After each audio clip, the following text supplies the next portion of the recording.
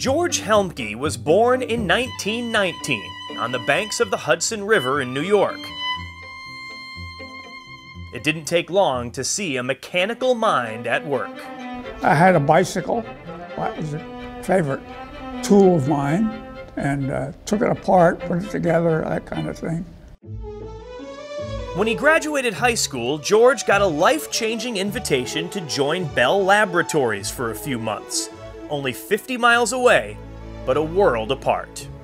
Every 6 months, Bell Labs had been hiring a group of young men to become apprentices, apprentice draftsmen and apprentice mechanics.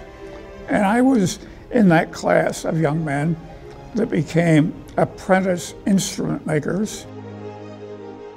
But then along came the war.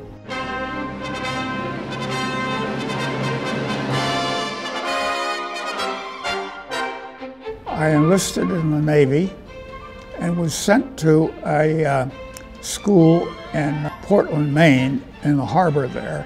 And the school was in high-frequency radio direction finding. And that's what was needed to track submarines. It's a skill that would serve George well, but also put him in the crosshairs of the most infamous battle of World War II, as he and the USS Nelson arrived off the coast of Normandy in June of 1944. It turns out that our first trip there aboard the Nelson was for the invasion of France. We were at Omaha Beach when we took a torpedo from a E-boat at night, and a lot of the ship was blown off. Big section of the stern lost, but we managed to stay afloat.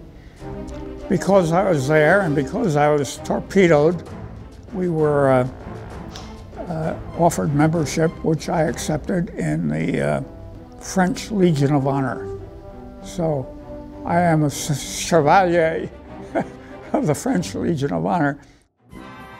Now a decorated veteran by 2 countries, George returned to Bell Labs and jumped back in with both feet as a key member of the team that put the first Telstar satellite into space. Before I had gone into the service, I was in a little group in the central shop that worked on parts for vacuum tubes. And then I was particularly involved in magnesium plating the interior of the waveguides. And that was a tricky job, but we managed to get it done. And there was quite a celebration when it went up and worked. It was something that we could take pride in. Yeah, I enjoyed that, yeah. George was there for the invention of the transistor, worked with several Nobel Prize winners, and after more than 45 years with the company, George retired in 1984. Now, more than 30 years later, he returns to the AT&T Technology and Innovation Center, a brand new space on the lab's campus, and a blast from George's past. A lot of overtime to get that. I don't know why there was a hurry to get it finished when we did, but we did. I guess that's how you get things done, if you put an urgent signal on things.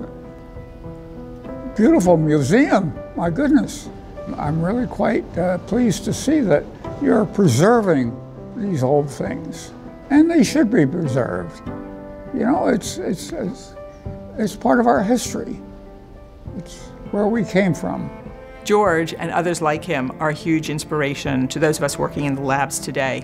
And as I look to what we're doing now, fundamentally transforming the network, I take inspiration from George because he showed that it can be done with perseverance and teamwork, and that's what we're doing today.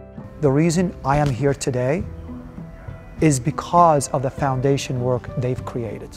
This is what we do as a company. We're an innovative, foundational, inventive company. And we're a company that creates a lot of George.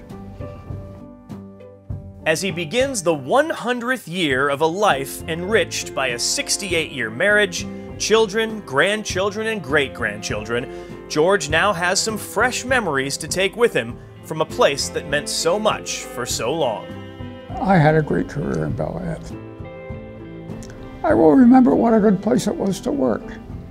It was a company that had really wonderful people, and luckily I was a little bit of a part of it. Yeah.